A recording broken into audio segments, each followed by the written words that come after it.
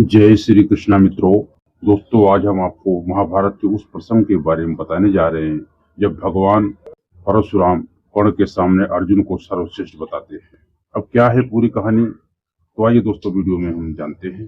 दोस्तों, ये बात तब की है जब कौरव सभा में जहाँ पितामह भीष्म, द्रोणाचार्य, कर्ण और अर्जुन जैसे कई महारथी मौजूद थे।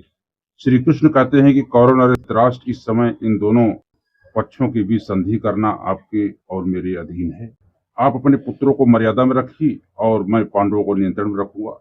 अब कृष्ण और परशुराम ने कौरव सभा में कुछ इस प्रकार कहा कि राजन, तुम निशंक होकर मेरी यह उदाहरण पूर्ण युक्त बातें मेरी सुनकर यदि इसे कल्याणकारी और हित में समझते हो तो इसे स्वीकार करो। और परशुराम बताते हैं कि पूर्व काल की बात है, दमोदर नाम से प्रसिद्ध एक सार्वभौम सम्राट था जो पूरा भूखंड का राज्य करा। वे महारथी और पराक्रमी नरेश प्रतिदिन रात को भ्रमण पर जाते थे और प्रजा का हालचाल लेते थे और सुबह उठकर ब्राह्मण और क्षत्रियों से इस प्रकार पूछा करते थे कि कोई तकलीफ तो नहीं है, क्या ऐसा कोई जगत में योद्धा है, क्षत्रिय है अथवा ब्राह्मण है जो शूद्र, जो युद्ध में मुझे पराजित कर सके और मुझसे बढ़कर हो। इस पर ब्राह्मण ने बारंबार आत्म प्रशंसा करने वाले नरेश को मना किया। उनका अहंकार बहुत बढ़ गया था, वे धन वैभव की मत में मतवाले हो गए थे। अब राजा को यही बारंबार प्रश्न दोहराते देख वेद के सिद्धांत और साक्षात्कार करने वाले महामानव तपस्वी क्रोध से तमतमा उठे और उनसे इस प्रकार बोले, राजन, दो ऐसे पुरुष हैं जिन्होंने युद्ध में अनेकों योद्धाओं पर विजय पाई है और उनका सामना आज तक कोई न कर सका। अब उनके ऐसा कहने पर राजा ने पुनर्ब्राह्मण से पूछा, वे दोनों वीर कहाँ हैं? अब ब्राह्मण बोले, नरेश, सुनिए कि वो नर और नारायण नाम के जो तपस्वी हैं इस समय मनुष्य लोक में आए हैं। तुम उन दोनों के साथ युद्ध करो। राजा उनकी खोज करते हुए दुर्गम एवं भयंकर गंधमदन पर्वत पर पहुंच गए और वन में स्थित उन तपस्वी महात्माओं के पास जाता है। आसन, जल और फल फूल देकर उन्हें भोजन के लिए आमंत्रित किया और तदंतर पूछा कि हम आपकी क्या सेवा करें। यह सुनकर उन्होंने अपना सर्ववृत्तांत पुनः सुना दिया और कहा, मैंने अपने बाहुबली से सारी पृथ्वी को जीत लिया है, संपूर्ण शत्रुओं का संहार कर डाला है। अब आप दोनों से युद्ध करने की इच्छा लेकर मैं इस पर्वत पर आया हूँ।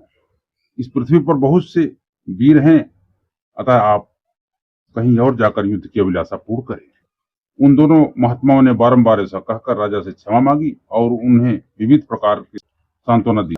उन दोनों महात्माओं को ऐसा कहते हुए वह ललकारता है और भरत नंदन तब महात्मा नरेश हाथ में एक मुट्ठी राख लेकर युद्ध की आशा से उसकी तरफ फेंक दिए।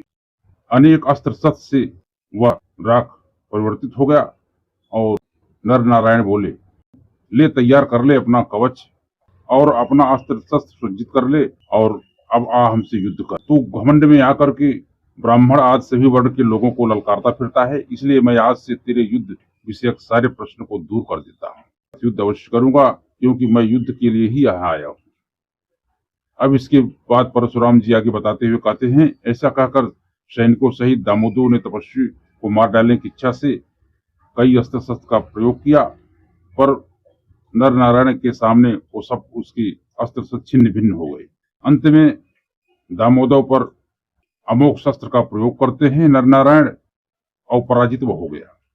महर्षि नरेश उनके भयंकर ऐसी कटार का प्रयोग किया जिनका निवारण करना असंभव था।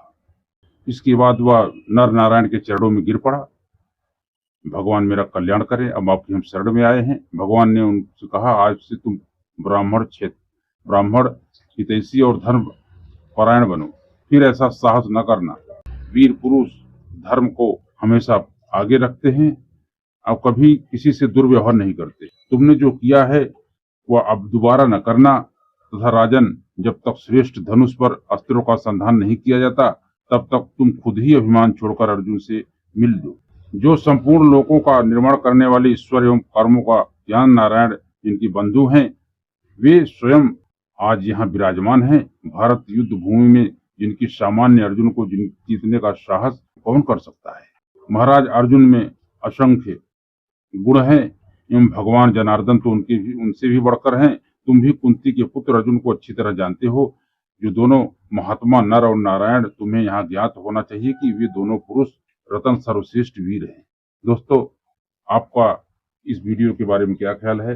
यदि आपको हमारा वीडियो अच्छा लगा हो तो हमारी वीडियो को लाइक करना, चैनल नए चैनल को सब्सक्राइब करके बेल आइकन को जरूर प्रेस करें। मिलते हैं दोस्तों अगली वीडियो में, तब तक आप लोग खुश रहें, मस्त रहें, आनंद रहें।